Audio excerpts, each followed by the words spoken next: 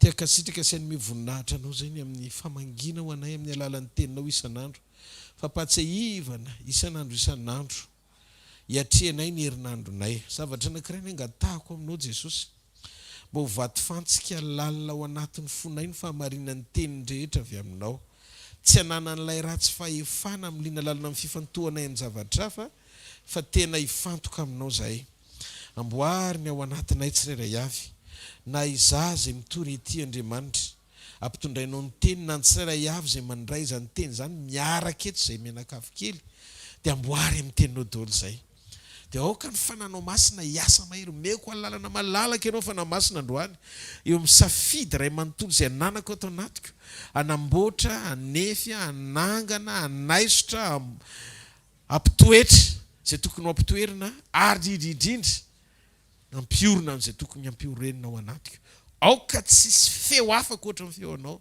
ary manambarany sitraponao mandrakizay mba ho marina ny filazanay dia tsy anatsiny zay amin'ny fotoam-pitsarana sy amin'ny fotoana iverenanao eny amin'ny raha ho any lanitra amin'ny anaran'i Jesosy Kristy avy any Nazareta amen. Miarabantsika tsiray avy indray androany maraina manonona ny fiadanan'i Jesosy faly be mahita anareo elaela tsy mba niakatra teto tao anatin'ny herinandro maromaro zay fa mpanompon'Andriamanitra kosa ny nampiasain'Andriamanitra teto ary isoran'Andriamanitra ny amin'ny fisindrom-panompony tsirairay avy zay fantsona tsara eo pelantanany hita mihitsy ny hoe misy karazam-pahasoavana be deaibe matory any ambadimbadika any fa foazin'Andriamanitra ary ampiasainy mpanompo dia ndao itetanana mafy be ho an'izany fatokiny zany dia mahazaho toerana tompoko. Alleluia. Androany maraina izara manokana ao anatin'ny fotoana fohy ny fomba fiasan'Andriamanitra eo amin'ny fiainan'ny olona anankiray sy ny zavatra andrasany aminy. Misy zavatra andrasan'Andriamanitra ao anaty manetsika ny fomba mahatateraka ny fomba fiasan'Andriamanitra. Andriamanitra zany rehefa miasa dia tsy misy masakana zany Andriamanitra fatatsika tsy enjery zany hoe rehefa zany miasa tsy misy masakana tena tsisy masakana tokoa rehefa izy ny asa eo amin'ny fiainanao fa zavatra anankiray nefany manakana an'Andriamanitra tsy asa eo amin'ny fiainanao raha sanatria diso ny safidinao diso safidy ianao tsy nandray teny fa nandray conseil hafa akoatran'ny tenin'Andriamanitra. Andriamanitra zany tsy manamarina zavatra hafa akoatry zavatra nylazainy. Raha Andriamanitra androany marina dia tonga izy confirmer fotsiny hoe inona le teny raisinao tena nataonao hoe amen tamin'ny fonao dia inona ny tanterany. Zay nataony tamin'ny Jeremia mahatsiaro ao izy ahatateraka n'inona ahatateraka ny teniko. Ka androany maraina militsika mifantoka mamantatra tsara ny fahamarinan'izay teny tonga eo antsofintsika ao anatintsika dia ny amenanao apetrao tsara eo amin'ilay toerana tokony hametrahana anazy hoe zay teny zay Andriamanitra dia natao anazy ay. Rahantsika eny vetivety ny mpanjaka faharoa toko faefatra manomboka amin'ny andiny voalohany ka hatramin'ny andininy faharoa ihany fatatsika tsy anjery io tantara io tantaran'ilay vehivavy maty vady mpanompon'Andriamanitra ny vadiny dia nitaraina tamin'ny Elisa izy fa saika lasa ny tompotrosa ho andevony zanandroalahy dia avy vehivavy io amin'ny andininy voalohany ny teny hoe ary nisy vehivavy anankiray vadiny zanaky mpaminany nitaraina tamin'ny Elisa hoe maty ny vadiko mpanomponao ary ianao mahalala fa matahotra ny Jehovah mpanomponao nefa tonga ny tompotrosa haka ny zanako mirahalahy ho andevony. Dia hoe Elisa taminy inona ary no ataoko anao lazao amiko inona avy no ananao an-trano fa hoy raha vehivavy ny ankizy vavinao tsy manana na inona na inona ao an-trano afa-tsy dililo raha tavoara-monja ao tao anatin'io tena nandinika an'io teny io dia nandre mihitsy mibitsiky ny fanamasina hoe Andriamanitra rehefa tonga eo amin'ny fiainan'ny olona anankiray dia tsy Andriamanitra mitady solution na vahaolana ny ivelana izy fa mifantoka amin'izay zavatra hitany ao anatinao izy. Dia jereo ny prinsipa n'Andriamanitra nomboka tany amin'ny Genesis ka hatrany amin'ny Apokalypsy vakio hoe fa rehefa tonga eo aminao Andriamanitra dia ohatrany misy zavatra zany takiny aminao alohan'ny hanombohan'ny zavatra goavana. Meko ohatra ianao ny anao tamin'ny Mosesy izy dia zao nanontaniany tamin'ny Mosesy, inona ny misy eny tananao? Mahagaga. Mosesy nitehitra amin'Andriamanitra. Andriamanitra nanontany amin'ny Mosesy hoe inona ny misy? Misy taontsika mibanjana an'Andriamanitra hoe Andriamanitra ny fafenoana sy tompon'ny zavatra rehetra. Tena marina zany fa mpamorona izy. Fa tsika indraindray misy tsy mifantoka loatra ao anatina fandinian-tena. Zay ny lanja ny fandinian-tena. Ao ambony lavitra no zavatra tadiavina. Ny solution ny zavatra tadiavinao dia miafina ambadiky ny fandinian-tenanao. Mafantatrareo ve fa Andriamanitra rehefa tonga eo amin'ny olona anankiray dia zao tsy mijery anao izy miasa saina. Fa manino ianao miasa saina? Ampahoriany zavatra ny ivelany tsy hitanao mahatonga ny fiasan-tsainanao. Fa raha mitodika ianao mijery ao anaty dia manomboka ho foana an'Andriamanitra ny fiasan-tsainanao, fa manomboka manangana anao izy satria ampahafantariny ianao avy ao amin'ilay fifantohanao ao anaty ny fahafenoany izay zavatra rehetra ilainao eny ivelany. Hiditra lalindalina kokoa tsika. Tira matoty efa nitotototo ny tady moyen rehetra amana ny problemany avy eny ivelany. Mety nandeha nisambotra fa tsy nahita. Tady olom-patatra hoe manana tokony hoe anavotana azy fa tsisy nanome. Tsy vao tonga saina hitady an'Andriamanitra amin'ny alalan'ny Elisa mpaminany, hitaraina hoe inona ny tokony atao. Dia rehefa tonga teo amin'ny Elisa izy, nanao izay fomba andemena ny fony Elisa, isitina, isarika, fihetsepo, alahelo, mba hoe pitié, amindra fo aminy sy alahelo anazy Elisa. Ny mpanomponao ane fony fahavelo natahotra an' Jehovah izy, marimarina zany. Zany hoe le point tsara n'le vadiny tambola teo, no nezahany, isariana ny fifantohan'ny Elize, mba hevitra n'le problème hoe mpanompon'Andriamanitra ane vadiko e. Matahotra n'Andriamanitra izy. Fa maty amin'ny mpanomponao. Niezaka nisarika fifantohana ao anatina pitié na ohatrany hoe famirampony Elisa alahelo anazy. Fa ozy izy Elisa nijery anazy. Inona ny misy ao an-tranonao? Tatra be izy. Any aminao zao ny eritreretina. Hitanareo, raha vao tsy mitandry ianao dia tratran'izany. Any aminao zao ny eritreretina. Dia ozy izy Elisa hoe tsisy nininonao anao aty ankoatra ny tenin'Andriamanitra. Fa ny teny izay loko mivavako tsy avy amiko avy amin'ny Jehovah. Ny solution anao tsy le problème mampitototo anao, fa ny fahatokiana ao anatinao sy ny fahavononao anatinao andray teny fiainana avy amin'Andriamanitra. Inona ny misy ao anatinao? Todika le ramatoa tsy manana afa-tsy dia l'huile iray tavoarahako.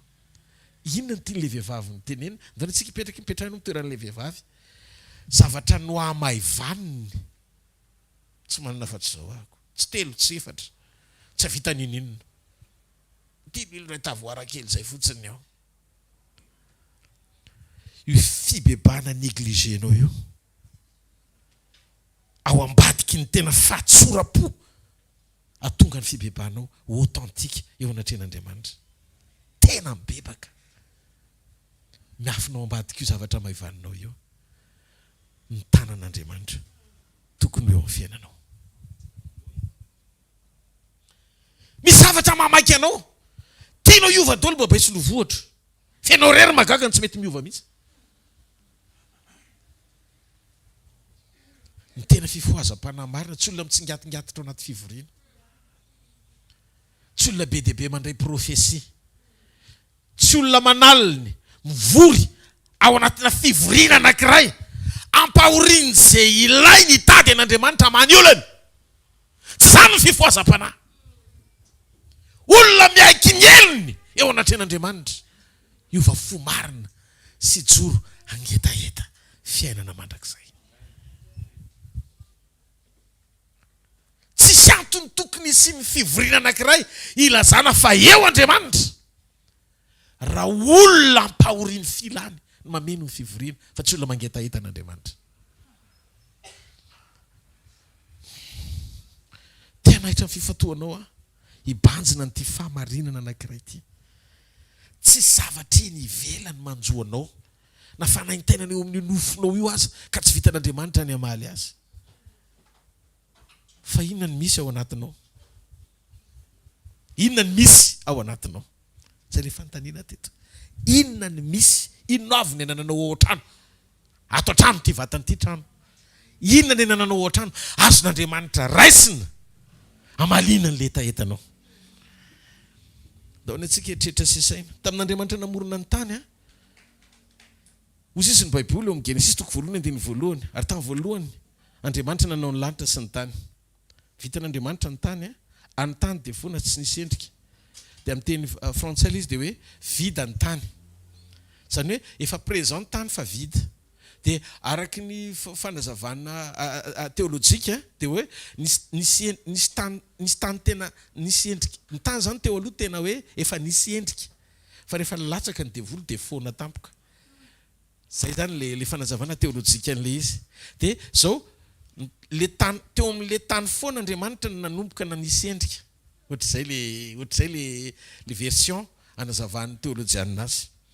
Midika zany fa na foana aza amin'ny fiainan'ny olona anankiray fa mbola présent eto ambony tany izy. Tsy veriny rehetra ianao. Tsy mariateka ao n'Andriamanitra. Tsy veriny rehetra ianao raha mbola eo Andriamanitra. Aza manary toky amin'ny zavatra hitany masonao. Tsy mety tsy mandeha amin'ny laoniny. Fa tsy ny zavatra rehetra akory ny very. Fa raha mbola eo Andriamanitra dia afaka hanomboka zava-baovao izy.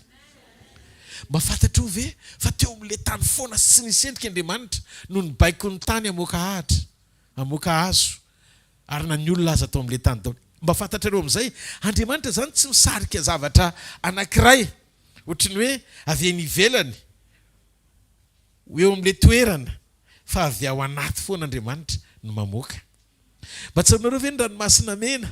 Fa ny ranomasina mena tsisy nahita hoe misy tany maina tao ambany. Fa Andriamanitra zany miainga eo amin'le problème mihitsy izy no mamoaka solution. Inona ny misy ao anatinao rano ka nisy tany maina tao? Mena tsara ve nareo? Petera rehefa niodina dia nanarin'Andriamanitra ny lohany an-danan'ny tory. Rehefa mibebaka ianao vao mahazo mampaherin'ny rahalanao. Zany hoe na ny fampaherezana aza tsy nataony ambavan'ny olona zay mahay mitory fa napetraka Andriamanitra ny ambavan'ny olona vita fibebahana. Donc izy amin'ny olona tena tokony hitory ny tena mendrika andray micro na zaza. Raha volontén'Andriamanitra ny jerena vita fihavanana amin'Andriamanitra ve tsika? Raha mandinika tsika hoe ohatran'iza ny olona mitady an'Andriamanitra amin'izao andro farany zao be dia be matetika aza ny olona sy tady ray mitady an'Andriamanitra tsy hamaritana ny atao hoe fifoazam-panahy, hoe tena misy fifoazana eo amin'le toerana. Fa raha zao ny zavatra nitranga teo amin'ny toerana io, niaiky ny fahotaniny ray sy tady, niova fo tena nitomany tena hoe tafiombona tamin'Andriamanitra manenina ny ratsy nataony ary vonona ny joro, iaiky ny fahotany, niaiky fitsarana, tena matahotra an'Andriamanitra. Rava amin'ny fivoriana, tena nisy fifoazam-panahy tao anatin'ny fivoriana eo. Fanamy fo fa tsy hita valiana. Fa raha njamba rehetra tao nahiratra, tsoroko, mona ny teny daholy, maty ny tsangana daholy, vatapaty valo ny ray natsangany tompo tao anatina fivoriana anankiray, mioraka daholy mipiangona, rava amin'ny fivoriana fa tsisy olona niova fona ray ara tao, tsisy fifoazam-panahy tao. Zao andro farany zao, andro famerenana ny fifatoana any amin'ny fiainam-panahy nefa mila miorina, miomana, hitsena mipapakatra. Ataovy amen tsara. Raha amin'io zavatra manjoantsika tsy raha hiavy ilantsika ny tanan'Andriamanitra io, mora kely amin'i Jesosy mamaly anao sy manaisotra an'io. Mora kely amin'i Jesosy, tsisy dikany. Fa manin'ny Jesosy matetika ohatry ny talahoana be mihitsy nefa tsy mety manao an'le izy. Ny antony dia tsotra. Le antony nanolorany any teo amin'ny hazo fijaliana ny ataonao tsinitsinina, fa le mahamaiky anao vokatry ny hazo fijaliana no anerenao azy. Marina fa nidekapoka tamina sitrana antsika. Ny fahoriana ny aretany nonanatsika fanantenana fiainana be deaibe azo toriana azo ambary zany fa vokatry ny azo fijaliana zany fa lay tena antony nanoloran'ny ainy to amin'ny azo fijaliana efa mba nandinika avy anao zay le fandany tena inona ny misy ao an-tranonao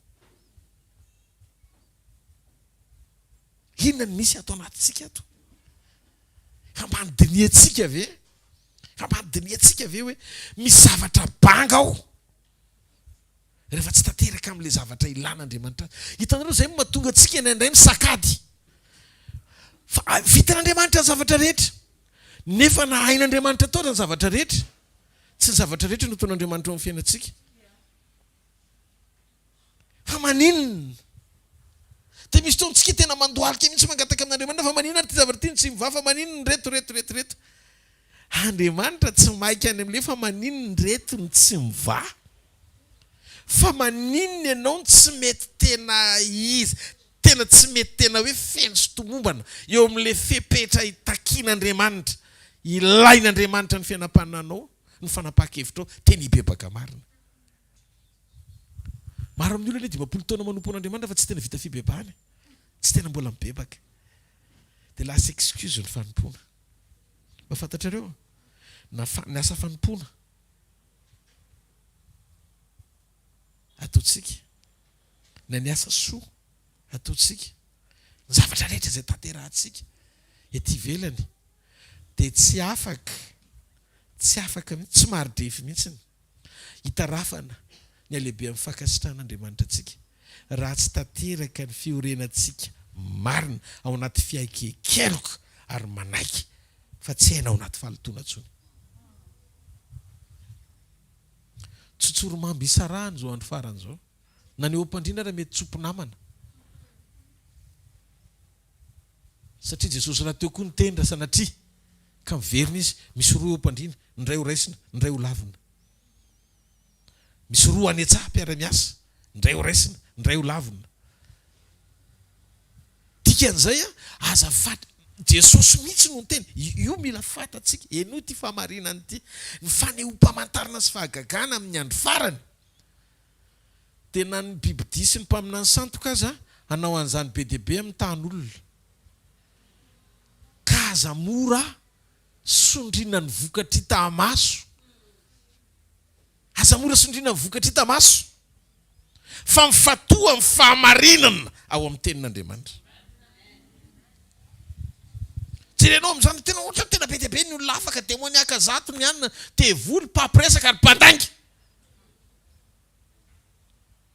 za nanomboka misy fotoana mandoaka devoly dia reko mihitsy ao anatin'le devoly demoniaka hoe misy fanaratsy le olona zany dia miteny eo le devoly miteny eo le devoly miteny eo le devoly dia za tsy mifantoka amin'izay fampiresan'le devoly eo satria tsy ampozinao fa isa amin'ny devoly mora mifandoka mba mitahana an'le olona voatonga eo ka izy olona efa talohanao ela na voary talohanao dia hoe ianao ry anina tena mpaminanin'Andriamanitra nefa nijerenao storian'le olona hoe tena mpaminanin'Andriamanitra marina ka ry amin'ny voadomeko ry amin'ny fanompontsampy ery ny misy azy ka amin'izao tsy ny faneho-pamantarany hitamaso mihitsy ny anehoana fa avy amin'Andriamanitra ny olona iny avy alao anaraka anao afaka anaraka anao iny fa mifantoha amin'le source miverena amin'ny loharano fataro izy ny loharano ny baiboly inona ny zavatra takiny inona ny zavatra tokony hijoroana ny aina araka zany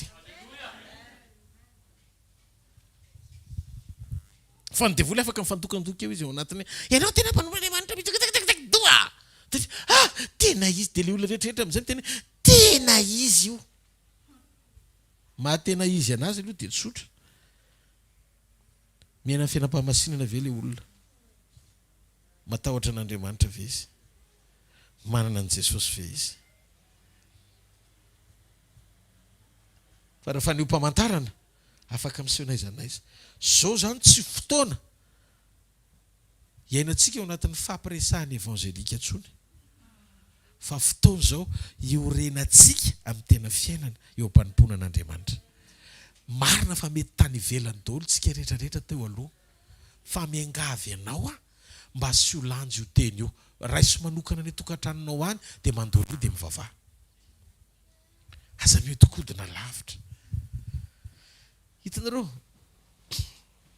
misy fotoana indraindray rehefa hitako hoe somary ohatrany tsy dia milamina ny anatiko za tsy hoe kory tsy nilamina le tsy niakatra teto nanoasan'Andriamanitra koa nefa fa raha reko hoe misy zavatra tsy milamina ao anatiko manomboka tsy mitetateta mandray nyity micro ty nataoko hoe raha ozy ianao premier responsable tsy andraikitra le izy tsy mametraka ny andraikitra olo-ara-pamehanahako mihoatra no fiainam-panahako satria fantatro fa nifandraisako nyity isan'andro dia mandray ny misy anjely mandray noto koa jereo ny boky mpetera voalohany fa na ny fanasy ny anjely aza dia mianatra amintsika ny amin'ny famonjena dia izy rehefa mianatra aminao zany dia mijery dia mandray noty izy hoe androany mareny pasteur Adolphe fa dia reto daholo ny tenin'ny toriny dia rehefa aveo amin'izay izy mitodika mijery ny fiainanao isan'andro ny andavanandro anao le mody any an-trano iny amin'izay manaraka le anjely miaraka amin'ny lianina dia jery ohatr' izao ianao na ny mandinika daholo ny voary rehetra mandinika anao dia indray ianao mianatra satria fantatro mihitsy hoe ary tsy ohatran'le nitoriko tamin'ny marena le niainako tamin'ny telo dia ozy izy mosesy mampianaranay anana foendry ny atao hoe foendry mandinika ny tenany isan'andro raha vao tsy ampifandiny ny tenany kristianina dia raraka eo am-panomponan'Andriamanitra fandiny tena avereny hoe fandiny tena adiny hoe fandiny tena hoe ndraindray tsika variana ny ivela mampitany fiainantsika amin'ny hafa ianina mafinaritra fa ny amin'ny hvkl fa manomboka tena omboana lavo zao aza koa misy an'izany izy amin'io malaina ny bebaka malaina ny ovavo izy tsy mahazaka teny mpahamarina teny tsisy klemy zany efa tsy dia mety aminy satria everiny famanindrina sy manisy azy fo renao isan'andro aiza koa misy olona tanteraka zany eto ambony tany fa inona koa nafatesan'i Jesosy manamary tena amin'izay nefa Jesosy mitenao koa tanteraka ianareo efa zavaintsika isan'andro manino Jesosy mitaky fahatanterahana mitaky fahatanterahana izy satria ny fanan'Andriamanitra ndreny ao anatintsika voatonga Jesosy ka tonga eto tany ny fanjakan'Andriamanitra fanjakan'Andriamanitra tsy tamin'ny andron'ny Elia fanjakan'Andriamanitra tsy tamin'ny andron'ny Moïse fa ny fanjakan'Andriamanitra tamin'ny andron'ny Kristy satria amin'ny andron'i Jesosy no afaka mandroaka devoly tsika afaka mandroso ianao mandroaka devoly tsy hoe vesatra be ho anao zany raha mbola renao le izy ka miteny ny fanamasina ty mbola misy fanatsizy ao anatinao roa io afanao miaina fahatanterana sy fandrosoana io zay moa tonga tsotra ary tsy afaka eo mihitsy ianao zany ambara-panefanao varavety farany indrindra dikan'izay misy karazan'olona mifofotra mba hiaina amin'ny fahatanterahana fa tsy hoe kory taraiky koa izy ny amin'ny fanehoam-pamantarana Andriamanitra ne manao famantarana foana Andriamanitra tena miasa ary Andriamanitra manao sitrapon'ny reo zavatra rehetrarehetra izay matimatesan'ny olona eto ambony tany amin'ity tany fandalovany ity vitan'Andriamanitra mikarakaranao ao anatin'izany rehetrarehetra izany fa zao aza mifantokany fa mifatoa amin'le hoe inona ny misy eo an-tranonao mahafantatrareo fa na Adama ny foronina azy vao vita Adama solution ny olombelona amin'izay fa tsy tsara irera lehilahy fanaovako vady saza ho azy izy tsy hoe nakafeta indray dia nasiany rora dia nasiany anina dia hoe apiko rora kely indray eva fa tao amin'ny Adama amin'izay ny ainga izy i Adama variana mijery izay vady saza eny ivelany Andriamanitra nakatolatezana tao anatiny inona ny ao anatinao ary mahafantatra hoe rehefa niodina ny olona ka tonga mimpamonjy le vehivavy nihinana ny taranaky ny vehivavy nihinana ny azo fahalalana tsara sy ny ratsy le tokony hoe voaosina mandrakizay mihitsiny satria avy aminy nampanota ny vadiny iny vehivavy mihitsy ny natsangan'Andriamanitra taranaky ny vehivavy tsy nisy lehilahy mba mahana ny olona n'izao tontolo izao avy ao Kristy no mivoaka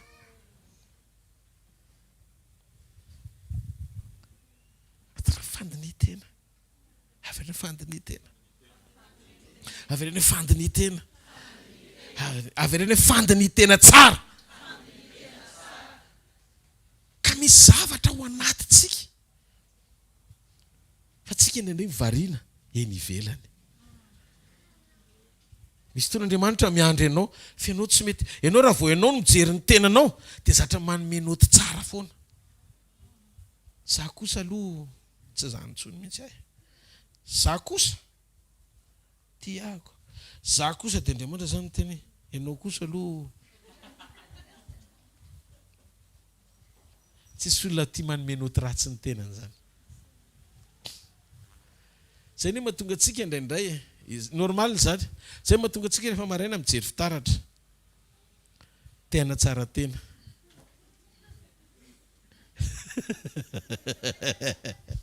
Tsy ratsy ianao mikarakara tena fa tsy ampiovanao sy zavatra rehetra ezahanao anatsarana mitarenao fa ianao dia ianao ihany.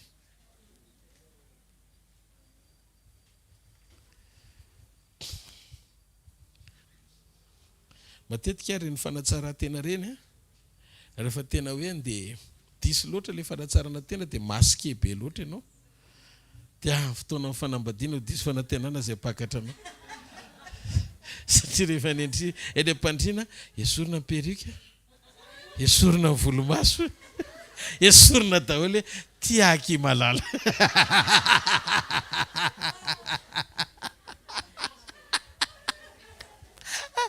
Allo manova fo mialoha fotoana ionana amin'i Jesosy mba tena le enao no hitany fa tsy sarotsaromina daholo ny zavatra rehetra satria apakatranao izy tsy maharedeka hoan'Andriamanitra.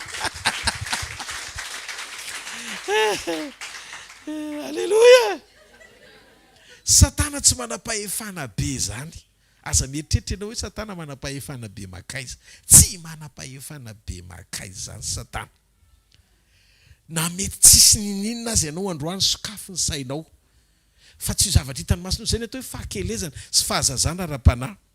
Miezaky ny hamaritra ny fisian'Andriamanitra amin'ny zavatra hita maso. Mety tsisy ninina ny tany fa rehefa teo Andriamanitra namoaka biby izy avy amin'ny tany, namoaka ny olona avy amin'ny tany. Zany hoe le zavatra nisy teo ihany ny aingan'Andriamanitra. Ka Andriamanitra zany misy zavatra tiany aingana amin'ny alalanao fa ny problemanao mila miaraka mahita an'izay zavatra hitany fotsiny ianao misy zavatra ao anatinao. Fa ny problème tsy ampy ny fifantohanao hijerevanao an'izay zavatra ao anatinao satria variana loatra ianao mijery ny zavatra ny hafa eny ivelany. Ary io ny problème ny devoly. Misarika foana izy ny masonao ny amin'ny zavatra eny ivelany. Ty poma ty. Tena tsy poma ny narany ty fa poma ihany nefa pomeloso. Nefa poma ihany. Ho vainkely fotsiny ary. Tsy poma ny narany io ka va iny. Pomeloso. Poma ihany.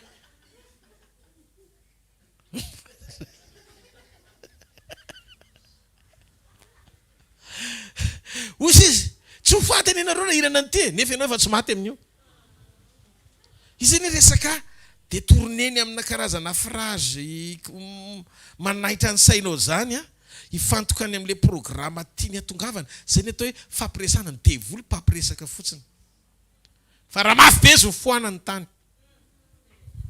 Fa tsy manam-pahefanana foana ny tany izy. Zay no mafaly andro maraina. Raha mafy be izy ho foanany ianao. Fa matoy ianao eo tsy azo ataony.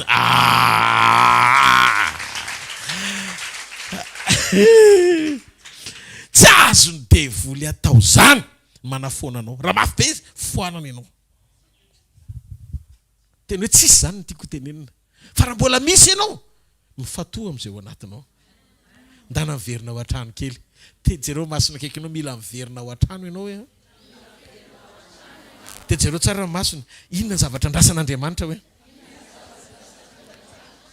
Enoy rehefa tonga eo aminao Andriamanitra dia ny zavatra andrasany aminao dia zao vita fihavarana amin'ny venao. Zay aloha tsy maintsy fanontaniana mipetraka voalohany.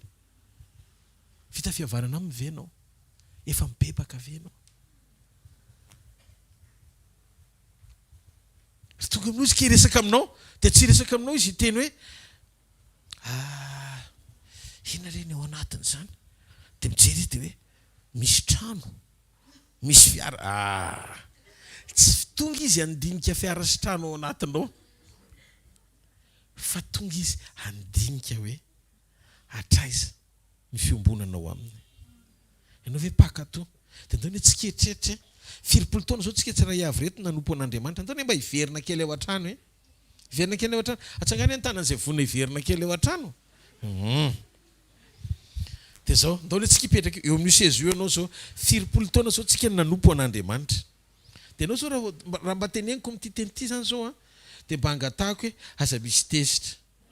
Fa tena hoe dinio amin'ilay fahamarina za koa ao anatiny. Izao pasteur Rodolphe Dafinierivo ihany koa dia ao anatiny ity zavatra teneniko ity. Petraka eto amin'ity toerana misy aty koa dia mandiny tena. Tonga ato trano azo iny azany zao mivezivezy avy any dia tonga ato trano azo. dia ho an-trano nandiny tena 4 taona zao nanompo an'Andriamanitra raha misy teny tonga ve manitsy ahy ny akeko daholy ary rehefa nandray mesura avy a dia mba ohatra mba fandraisandry zakaiosy reny mantsy mba hitakitako hoe tonga tao an-tranony Jesosy tsy nijery hoe manan-karena izy sa mananinona fa tonga fotsiny Jesosy niteny tamin'ny zakaiosy tsy niresaka nininona akory fa dia zao raha zakaiosy a voanena tamin'i Jesosy dia zao raha nisy fananananalaiko tamin'ny tsirariny dia onerako avy efatreny ary ny atsasaky mifananako zany nomeko malahelo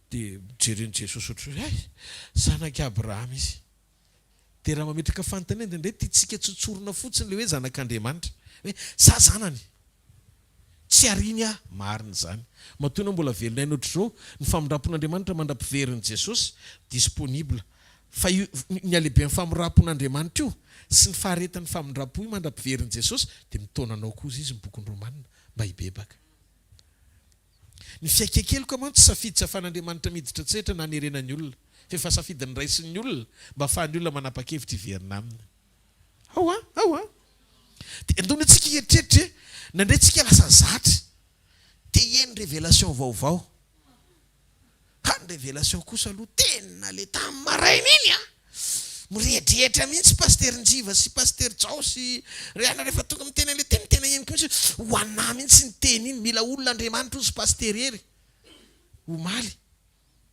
ho anà iny teny tonga ny an-trano ianao tena hoe tsara zany teny zany ndahody ao an-trano kely na ho ampitory io a na ho an'izay satria miteny tsy atsika dia ndahody ao an-trano kely inona ny zavatra anankiray io zavatra io tsy be dehibe io zavatra io tsy be dehibe io zavatra io zavatra anankiray ary io zavatra anankiray io miazona eo amin'le seza tsy afahanao tena mahita ny fivelaran'Andriamanitra satria na tiana tsy tiana sakana le izy mety fahazarana le izy ny zavatra rehetra ataonao mafo ny zavatra rehetra ho amin'ny malahelo indray ary ianao afonao ny zavatra rehetra ho amin'ny malahelo manao san'Andriamanitra be ianao fa zao fotsiny rehefa mitsangana ianao dia manaraka anao le seza fiandriana amin'ny fialonana zany hoe misy seza manaraka anao rina fialonana dia isaky mipetraka ianao dia mitsahatra ao anaty fialonana avonavona iainanao mihitsy ny hoe mbola mavesatra le izy fitsarana tsy ianao rehefa manana aretina koa le izy rehefa misy zavatra zay tonga ho fietreretanao ketreretanao hoe marina tsisy nizanizy afaka novan'iny ao anatinao na tsy marina reny dia zay ny atao hoe fisainana totakely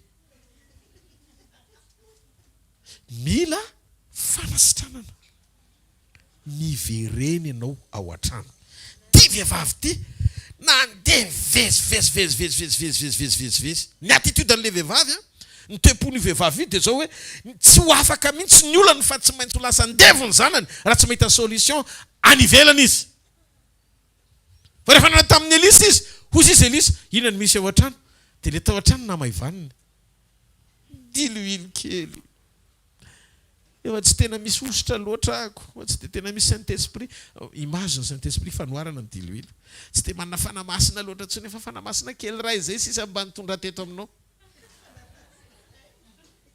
izy amevana hatrany fanamasina teo izy Elisa ny tena marina le zavatra ataonao hoe goavany eny ivelany dia tsinitsinina raha oharina amin'le kelina maivaninao ao an-trano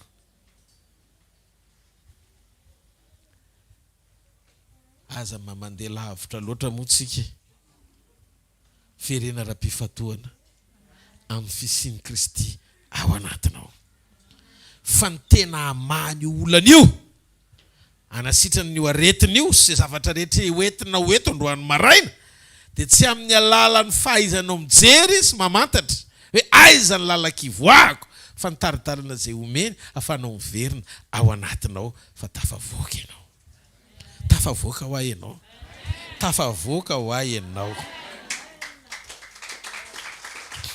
ozy izy Elisa aza mandeha anivelany hitady vahaolana fa midira ao anaty midira ao anaty ovana olana. Ary indrino ny trano vandiny tena. Ary indrino ny trano. Dia trao mampatsiaro ananjy Jesosy ny teny hoe le rainao izy zay akatony ny trano dia le rainao tsinao mangingina izy ny amaly anao mangingina. Fomba valian'Andriamanitra nono hoe mety tsy possible ho takatra ny sainao mihitsy. Andao tsika tena andeha fotsiny amin'ny kitsipo hoe ohatrany hoe jonjoroniny eny. Fa olona manan-javatra ao anaty ifantohana amin'Andriamanitra. Eritrereto hoe raha ratra raha-pihetsepo-ny mahazo anao dia ezaka ianao amahaolana ny tenanao. Dia dao tsika eritreritra eo amin'izay ianao manomboka mieritreritra eo. Tsy fantatra ohatsony tsisy discernement ntsony ao anatinao. Prospera ve sa Julien sa i Rodrigue sa ihany zay nikotikôty rehetrarehetra reny zany taloha. Dia ohatra mieritreritra ianao hoe le olona anankiray tena nieritreretinao fa izy nefa tsisy satria tsy nametraka tamin'Andriamanitra ianao fa tonga dia tany misafidy nieritreretinao hoe tia mampety ny fiainako. Dia satria maratra loatra ianao dia mitady fitia aman'olona. Dia rehefa mitady fitia aman'olona ianao dia lasa tetezinao daholo zao karazan'olona rehetrarehetra izy ary ny tena tia amreto. Dia fa tonga any amin'ny fahatelo reraka ny fonao satria ny fonao tsy mitovy amin'ny ozatongotra ao.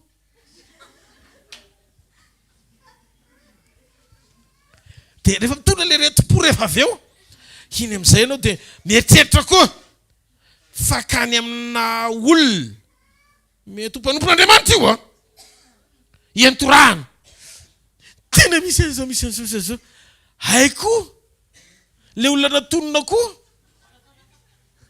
olona mbola tsy votsitra tsara ao ary fa ho karakaraka ianao e le fikarakarana koa amin'io tsy cure-dame tsony.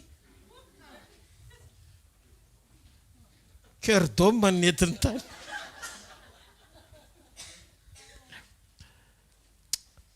Eny hoe tia tany ty tsy jerevan'olona fa tia tany ty hijerena an Jesosy. Voasoratra tao anaty Baiboly mijery an Jesosy tompo sy mpanefa ny fonotsika.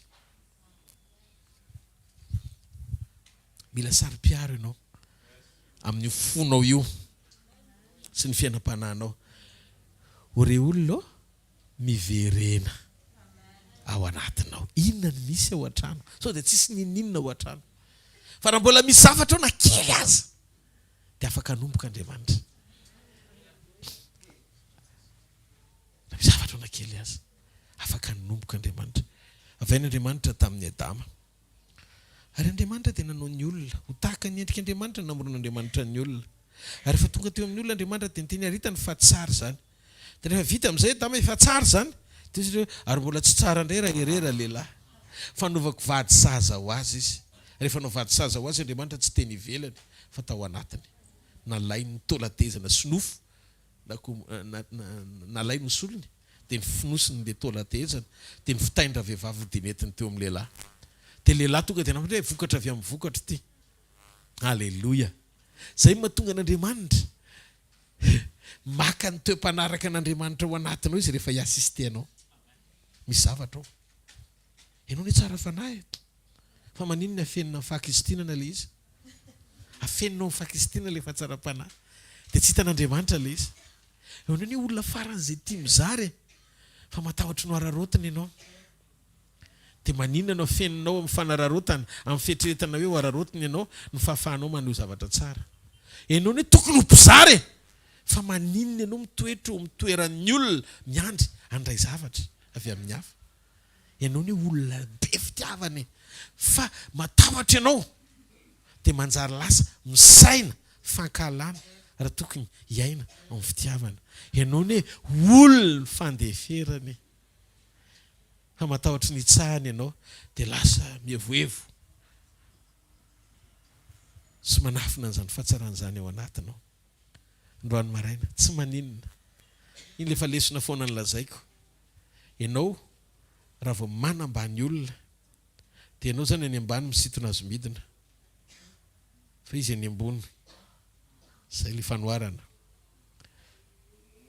Ny olona manambony tena eny ambany izy zany dia tia ho hita dia mezaka mananika izy misy ezaka avy aminao ny fanamboninao tena sy ny fanambaninao olona. Fa ny olona ambony tsy mila miteny. Fa vao mijoro izy dia fantatra hoe zanaky ny avo ireny. Amen. Ka io toetra io volamena io toetra io. Io toepanahy io volamena. Baiboly tena mametraka mihitsy ny asarobidiny toetra sy ny fahatsara-panahy ho ambony sy mihoatra lavitra noho ny zavatra rehetra. Tsy afaka hamaritrintsika ny atao hoe fahatsarana amin'ny fisehoany ety ivelany. Reny olona hoe miseho hoe tena bobo be ireny satria be volana be ny arenana zavatra. Raha vao mitady etehitra amin'ny tany ianao dia tsy filazantsara izany. Ny fahambonianao mikorina ny anatin'ny ranao. Noho izany tsy zavatra irinao izy fa zavatra efa nataon'Andriamanitra ao anatiny satria manana ny rahan'i Jesosy ianao. Tsy hoe manambony teninao raha miainao anatin'izany koa.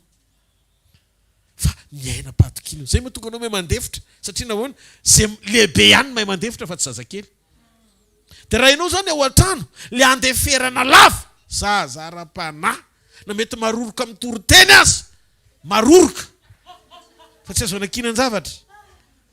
Marina zany. Satria rehefa miatsika ny zavatra tokony ianao no lohan'ny fandeferana.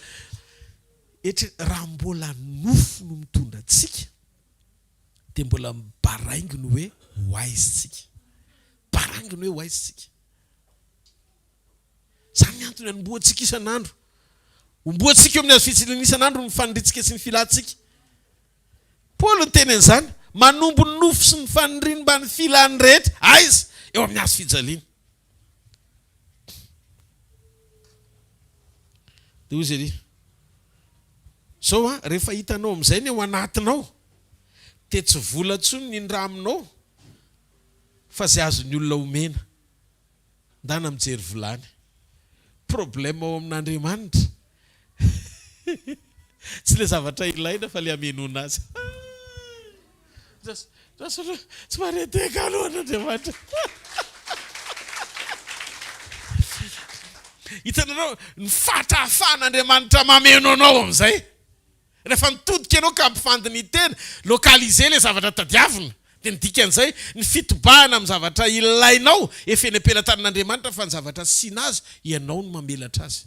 Velaro ny ao anatinao mba ho sehatra azo ny fanamasina hitoerana. Hitaro ny valanao. Ndana mindra aro izy dia mindra mbilany amin'ny namanao rehetra manodidina dia vilany tsy misy zavatra nefa aza tao vitsy. Dia eritrereto ny rehefa nitodika le ramatoa tsy nanapo mihitsy izy hoe tamin'ny vadiny teo tsy uzinina ny tranony. Zavatra tsy azonao zany. Tamin'ny vadiny teo tsy uzinina io trano. Vangin'Andriamanitra lasa uzinina mpamboatra menaka.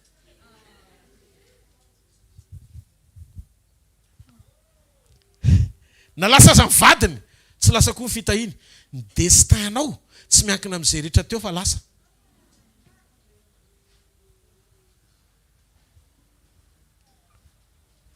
Niza maty tsy hanova ny destinanao zany fa eny am-pelantanin'Andriamanitra ny destinanao.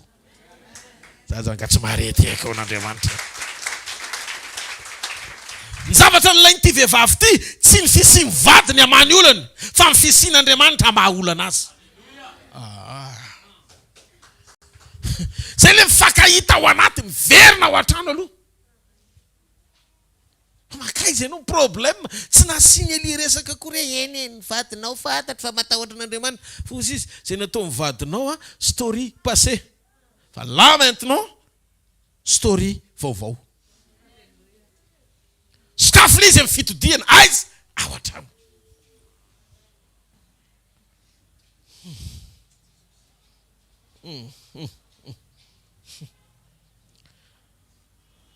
Olona ray izay ihany ny tsy azonao elana.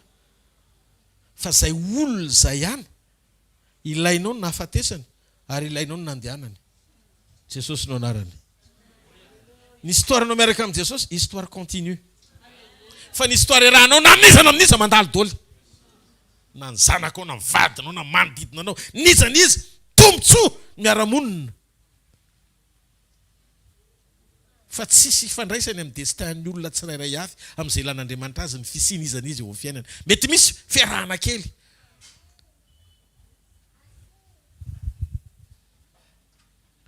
Tsika mila misokatra ny saintsika. Jesosy Kristy avy any Nazareta no ilainao.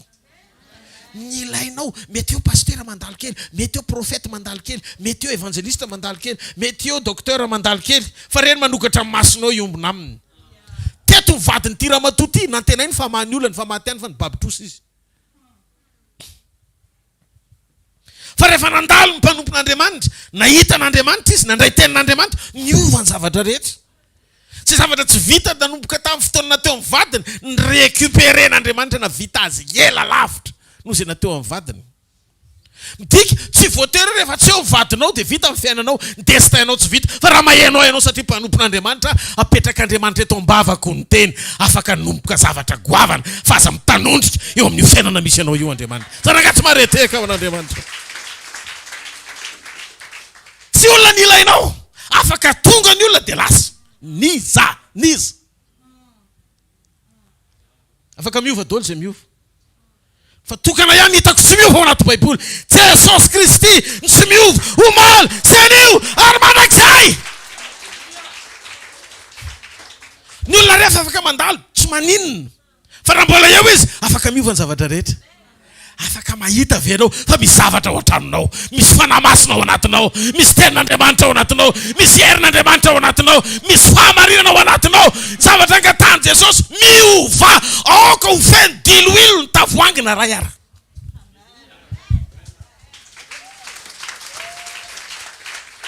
Nanomboan'Andriamanitra hoe tsy tavoahangy tsisy ninina, tsy tavoahangy vidany nanomboany. Mety ny rana amenao le anankiray fa rehefa tonga izy amenony rehetra. Misy zavatra tsy azonao matoa anao tsy mitehaka. Mety ny rana amantatra ny fisiny le anankiray, amenao azy amin'le teny, anaitra anao hitodika ao anaty, fa amin'ny fahafenona ambony rehetra tsy zany ianao profesia amenao an'le izy, fa izy no natateraka an'le izy amin'ny fahafenony. Zay no mahatonga ny fiainana feno Andriamanitra tsara lavitra noho ny fiainana feno zavatra rehetra. Satria maro manana ny zavatra rehetra fa tsisy Andriamanitra nitady an'Andriamanitra satria nafoy ny rehetra. Ndaso. Matoa nafoy Zakaiosy ny rehetra rehefa tonga Jesosy, ny fahafenon'i Jesosy no ilaina. Aoa. Karaha mba Zakaiosy aza. Leo ny aina tao anaty arena tsy marina, nafoy arena noho ny fisian'i Jesosy. Aza manandrakandraky ny ao anakarena indray anaran'i Jesosy ka afoy ny fiainam-pananao. Ameno zany amin'ny zavatra hafa. Jesosy Kristy avy any Nazareta no ilainao.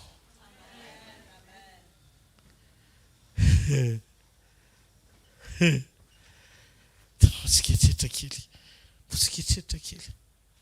Olona ray no ilainao. Izy rery no ilainao. Ninona zavatra rehetra eo amin'ny fiainana, aza manoatra an'ireny saina fetsifetsy kely ireny, mahay mangalatra, mahay mamitaka, dia faly ery ianao rehefa misy olona voafitaka ao ka nazahoanao tombony tsy marina aneneny ireny.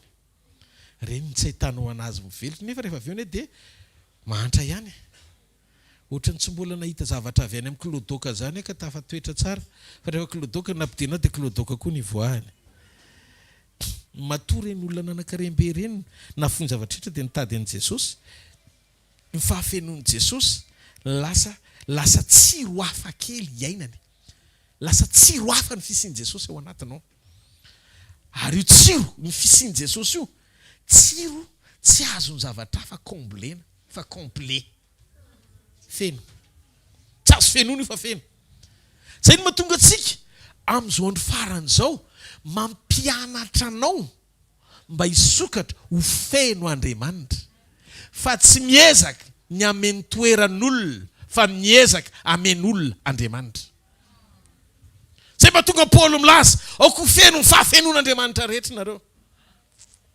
Satria rehefa fenony ao an-tranonao, dia osisy ny teny, osisy le hitanareo ohatrany hoe ny olona feno ny zavatra rehetra, andraso aloha azavaiko tsara, ny olona feno ny zavatra rehetra fa tsisy Andriamanitra dia ohatran'ny téléphone portable full option fa tsisy batterie. Azonao angamba ny tiako tenena. Aloha azavaiko tsara zavatra misy full option ny rehetra ao anatin'ny téléphone io daholo. Fa zao lobaty fotsiny izy. zany ana oarany zavatra tsy sirony zay mahatonga ampanankarena tsy misy fiadanana. Andrasony tsokely Zakaiosy afaka mijoro vavolombelona vese tsy eto Zakaiosy fa raha eto izy ainy tsara mitantarany problemany fa raha volona ny tena hoe fafenona. Zakaiosy nanana mihoatra ary natahorana satria mpanana loatra zany. Fozy izy Zakaiosy tsy mety amintsony ny fiainako fa aleoko mananika aviavy na manamboninahitra azy satria orony fanahiko. Misy zavatra tsy mampahita tory a. Misy zavatra mampiasa ny saiko matetika. Aiza ary Jesosy. Dia tamin'ny Zakaiosy mandeha. Aiza no misy anao ry Jesosy. Ina Zakaiosy fa ny foko mitady ana. Toerana izy io le vahoaka be dia be izy. Aiza no ahitako anao ry Jesosy misy anao aiza mo. Dia mantra ao mitady anao. Izy mpanan-karena fa mantra toe-po. Nananika aviavy. Mantra no mitady anao. Aiza no misy anao ry Jesosy. Ny entana dia mavesatra ry Jesosy misy anao aiza mo. Nandalo Jesosy. Jesosy nandalo. Jesosy nandalo. Ny olona rehetra mifanetiety. Izy tsy mba tafiantsa Jesosy tsy niantso akory izy. Ozy izy Jesosy, ozy izy Zakaiosy. Ohatray izao ny tokony fotsika eto androany. Motivation an'i Zakaiosy. Jesosy mihitsy no ilainy. Motivation an'le pokona be dia be manaraka. Le olona maro be mifanesika. Ny hositrana, ny ahiratra ny masony, ny malemy. Mila fanasitranana mihitsy ako. Ny anakarena. Samy manana ny toko sy andininy daholo ny sasany Korintiana faratoko fa sy hoe nampahatra azy ampan-karena. Ny sasany hoe dia kapoka tamin'ny nahasitrana. Samy mandeha daholo miaraka amin'ny toko sy andininy. Fa ny Zakaiosy orony fiainako. Raha tsy eo ianao. Mandrosoa Jesosy. Mandrosoa. Todika Jesosy. Zakaiosy. Midina fangana. Midina fangana. Angana. Fa tsy maintsy makany tranonao. Nandeha amin'izay izy nandeha aloha. Mandrosoa Jesosy. Tonga dia rijany teo ambaravarany tranony. Tonga soa ianao e. Fa manerana izo ny fanatrehanao. Ny foko mba hitoeranao. Kasi ao Jesosy o. Fa manantenanao e. Fa faraniza ilaiko sy tiako neo anilanao. Dia ozy amin'izay Filipo. Dia alalany iray aho.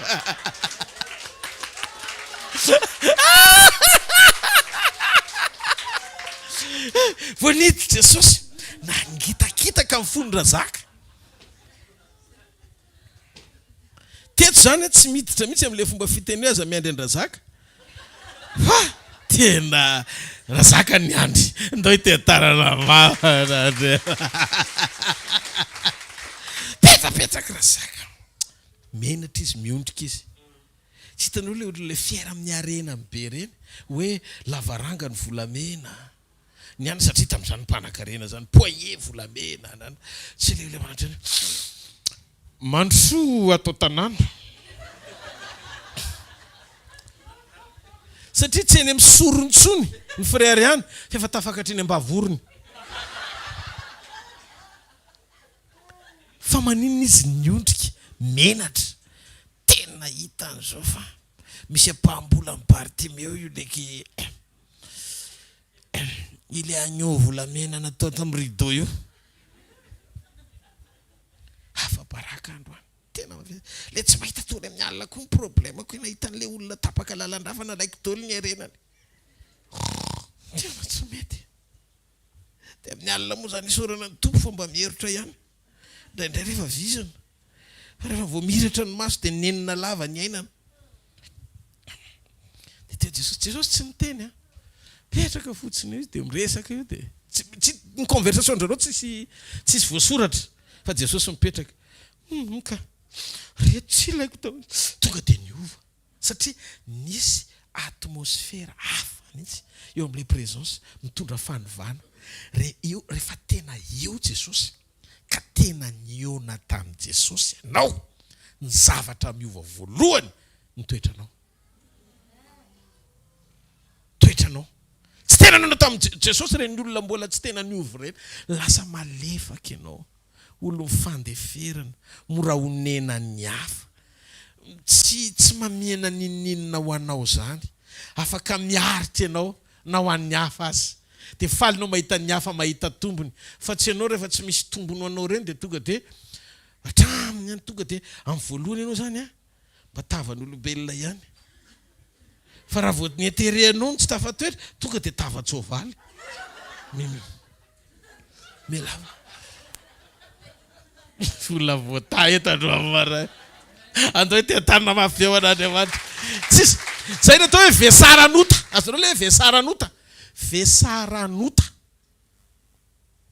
dia ifo io rehefa tonga Andriamanitra manitsy an'ilay izy henonao mihitsy hoe manana dia henonao le avonavina fa miala any tena mangotragotraka mihitsy le fo amin'le avonavina fa nala izy avy ihany le avonavina anareo noko tsy fantatra zany zany teneniko zany tsy nareo zany teneniko za manana toetrotr' zany izy fotoana taloha fa nafahan'Andriamanitra ako dia afaka mijoro eto afaka mijara lizy satria nafahana ako fa raha mbola tsy afaka koa tsy nilendanendy tena ty satria nahoana tena ahoana ary ny fomba teneniko za raha mbola marary amin'izany koa hoana izarako an'izany ao ve tsika fa alao tena manana an'izao fo zao verina ao anaty fa zao ampy ny fisiany fanamasina ao anatinao mety manomboka mikely ianao fo lehibe indrindra nefa ranao teto le vehivavy fa nanomboka nahita hoe kay olona ray ihany ny ilainy maty ny vadin'le ramatoa fa tsy namela nininina ho azy fa za teteny aminao maty Jesosy amela fiainana be dehibe ho anao Jesosy rery ny maty namonjy an'ity vehivavy ty fa tsy mivadiny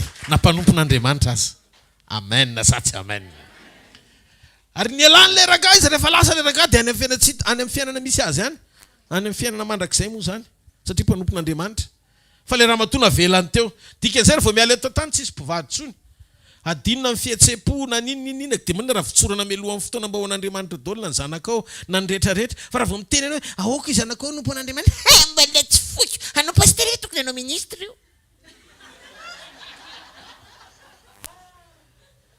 raha misy raha ilan'ny tompony io ny anao ny fandaharanao anatin'ny sainao fona raha miteny ny ongezy eto tany fa tsy mba saintsaininao mihitsy ny tena raha Jean sy ny ankonany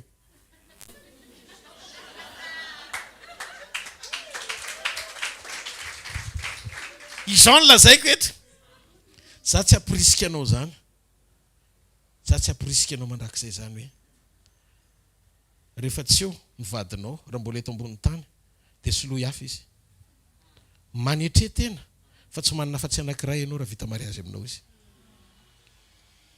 mivavah dia ataovy izay iverenany naiza naiza misy azy andolo io teo amin'ny alitarina reo nanao fanekena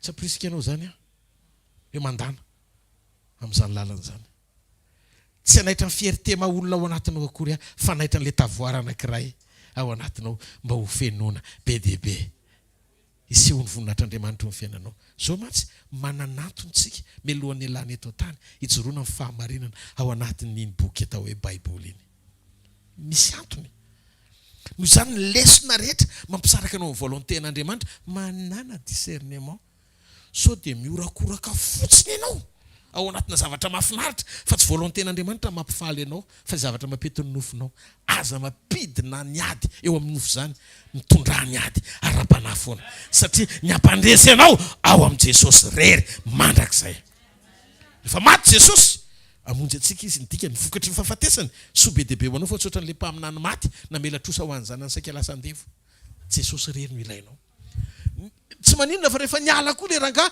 teny amin'izay misy anazy fa ny ankonany tato ory fa raha niala Jesosy amboatra fitoerana ho anao izy ary ty ny amaranako nitoryteniko dia ho antsika mpanompoandriamanitra rehetra manompoka androany tena miangavy ianao miangavy ty zavatra ty angaviako aza manao ny asa fanompoana ao anaty fisentona aza manao ny asa fanompoana ohatry ny voatery be sahirana zany eo mpanatanterana ny asa ninina misy ninina tsy misy inona mahatonga amin'ny teny an'izany nisy fotoany Jesosy lasa mba fantatrareo telo taona ministeran Jesosy teto tany nandritra ny telo taona izy mifantoka tamin'ny famonjena azy famonjenanao ny aretina hatramin'ny azo fijaliana tsy nitaraina ny hatramin'ny tenenany hoe vita sony ny famonjena vao niala izy dia vita ny famonjena niakatra ho any an-danitra izy mipetraka kavanany ray tokony hoe ohatra ny olona anankiray zany miroso makany amin'ny fisotrondrononona retrety marina sa tsy marina zany hoe vita le fisasarana be dia ndeha hitsahatra any amin'ny rainy amin'izay izy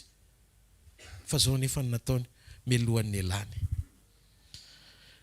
aza malahelo ny fonareo mino an'Andriamanitra ary mino ahako ao an-tranony raiky misy fitoerana maro raha tsy zany dia efa nilaza taminareo fa andeha amboatra fitoerana ho anareo ary any amin'izay hitoerako no hitoeranareo ihany koa ary ho avy indray rehefa tonga ny fotoana izay andrasantsika rehetra ka akanareo any amiko dikan'izay ny finoana sy ny fivavahana izay tsy mino ny fotoam-pampakarana ialao fa tsy Jesosy Kristy satria talohan'ny elana izy nanafatra fa izy mihitsy niverina avy hoaka ary nrandevozy izy Paoly eny amin'ny raha ho any lanitra andao itetanina mafy be ho an'Andriamanitra mazavy zany zao zany Jesosy Kristy mbola tsy eto fa rehefa eto izy tsy etsontsika ianao zany ilay ndisy-pamatarana anehoana fa tsy eo efa tonga izy rehefa tsy eto ataovy amen dia zao ny zavatra mitranga izy miala eto andeha ho any amin'ny rainy retraité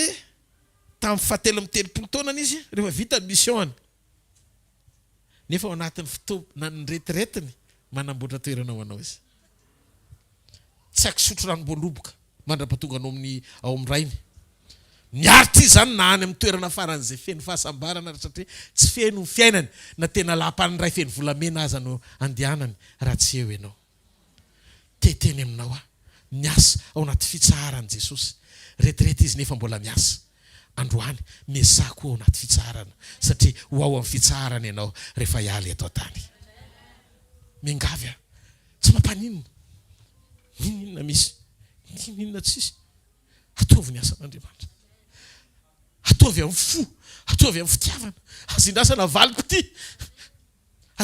azindrasana fakasitranana amin'izy na amin'izy fandrainao miasa ao anaty fitsarana izy any amin'ny fotoana efa tokony hitoerana amin'ny fiadanany ankavanany ray nefa izy mbola mamboatra fitoerana ho antsika mandram-piverenany teteny aminao raha ny fitiavany ianao fitiavany lehibe loatra andao tsy ampahoritsika izy ao anatin'ny fanompony fe mifomonomononany mandram-pahoviana ny alako eto amin'ity fanompony ity roviana vo tena ho avy Jesosy ny antony mahatonga anao hoe marana ta satria kamo manompo ianao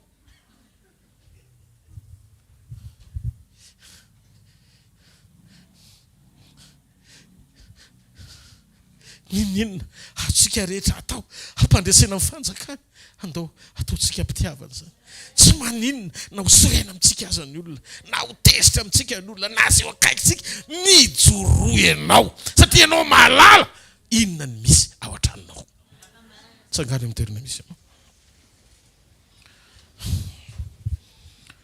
ray masina amin'ny anaran'i Jesosy misotranao zay androany maraina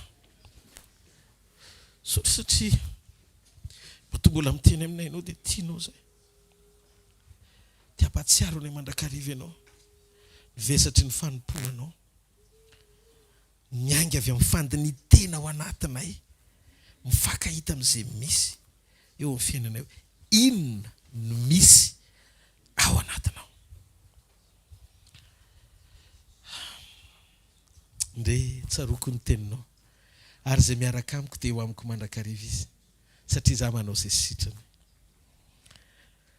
ny andrinan'izao tontolo zao raha tamy izy dia tsy hahita ninina atao amiko satria tsy manana anjara amiko izy tompo teteno ohatr'izany koa zay inona ny anjaran'izao tontolo zao mbola mitady angeja ao anatinay vesatra tsy ahafahanay tena mandeha mandroso misitraka ny fakasitranao sy ny fitiavanao tsy manam-pahefana amin'ny ara-panahana izy na ny ao anatinay fa eo amin'ny nofo izy niditra tsehatra dia eo izy mambaby sy mangeja fitaraina vokatry ninona sakana mahatonga ninona tsy tanteraka.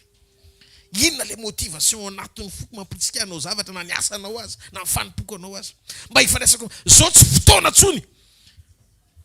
Tsy fotoana tsony zao Jesosy. Hijerevako ny tenako fa tokony hamantatra lalina ny zavatra andrasanao amiko. Verina ao an-trano androany maraina. Hamantatra indray ato anatin'ny foko. Tsy rehefa mirehatra be ny zavatra ataoko dia makasitraka Andriamanitra. Efa nanontany ve aho hoe akasitrahany zavatra ataoko na ho sitrapony aza dia tia hita ny sitraponao Andriamanitra ho tanteraka eo amin'ny fiainako. Manaova auto délivrance ianao. Le zavatra mahazatra anao iny nefa mbola eo nareo mianaka amin'ny fampisitony eo. Efa 40 taona zay. Terenao Andriamanitra hitanao satria miezaka ianao miazakazaka be amin'ny zavatra mety heverinao fa mampifaly azy amin'ny zavatra eny ivelany. Nefa androan'Andriamanitra te hametraka hoe inona marina aloha ny misy eo an-tranonao. Rehefa tonga izy hampiasa amin'ny Mosesy, inona ny misy eny an-tananao. Rehefa tonga izy amorona ny olona, tolatezana tao anatiny nalainy. Rehefa tonga izy amorona ny biby sy ny hazo, avy ao anaty tany nampoirany azy. Zany hoe izay zavatra efa misy ny aingan'Andriamanitra. Mila misy zavatra ao anatinay. Mila misy mifanana ao anatinay.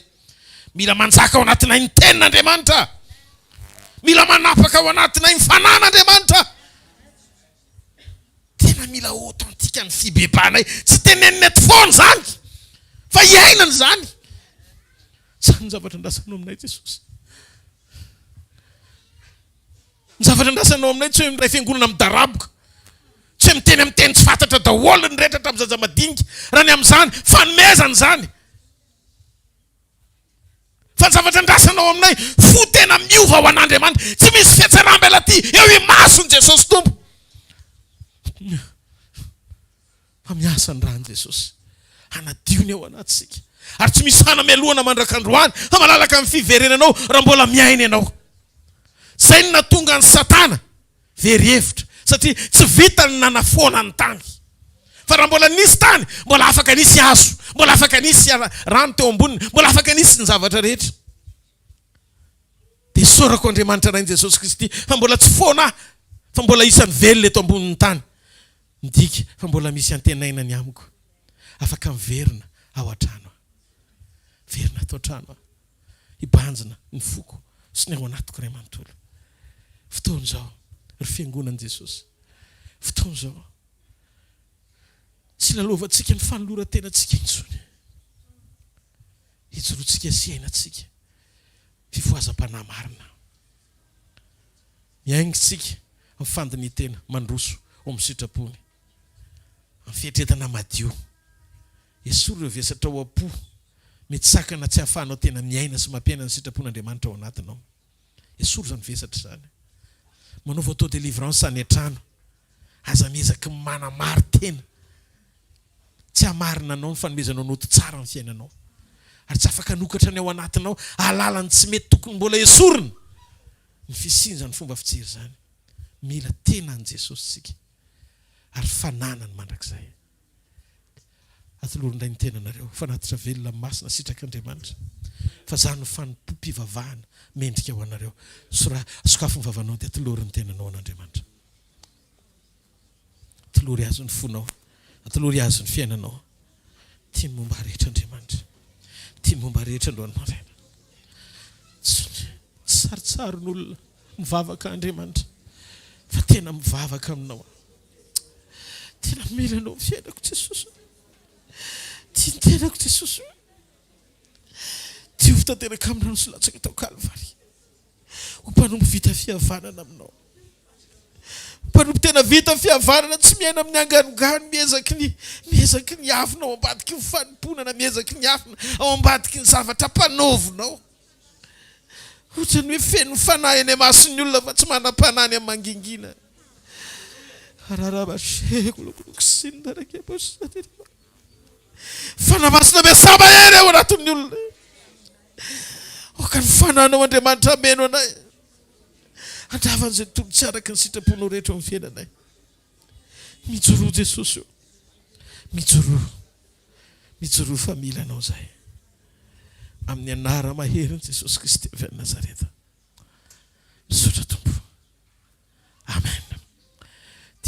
tsirairay avy Jesosy. Aza dino fa raha mbola isan'ny velona ianao dia misy atenaina. Mandehana fefanamindra fota aminao izy.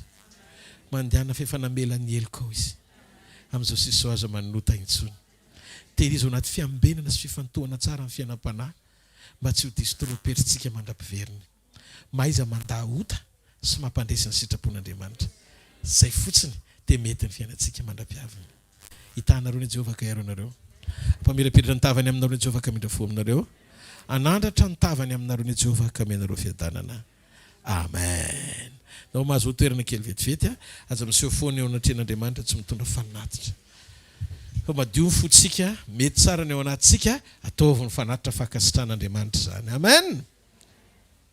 Vaovao amin'ny larobia rapitso fotoanany sekoly tokatrano mpanambinana iarahana amin'ny mama Viviane. Alleluia. Dia ny zoma zao dia fotoana spesiala ihany koa eny amin'ny trampokon'olona Analakely. Isy fizarana anankiroa misesykely izy io. Fazany hoe tao 15 minutes kely anankiroa zay amin'ny zoma. Ifandrombinana mivady le izy. Zoma zao. Fansabotsy maraina dia fotoana spesiala indray ho amin'ny kominiona masina. Fanairana antsika roa fotoan'ireo dia tadidio fotoana tena fitahiana ho antsika. Fitahiana satria ozy aho hoe hijoro ny fiainam-panahintsika. Ary ampatsiaro antsika zavatra be dia be Andriamanitra. Aza matahotra, aza manakely akoriny amin'ny hoe dia ahoana zany Pasteur Rodolphe zany dia tsy vavaka ho amin'ny marary tsosany. Non, vavaka ho amin'ny marary foana tsika. Fa zao ny aretim-panahy marary aloha tena alositra sitranitsika tsara mihitsy. Amen. Dia tena mijoro tsara tsika ao anatin'izany mba ho mpanompo voatahiry tsara fiambenana miatrika amin'ny fotoam-pampakarana. Tsika ny miatrika fotoam-pampakarana. Atsangany hoe ny tanan'izay tena miatrika fotoam-pampakarana.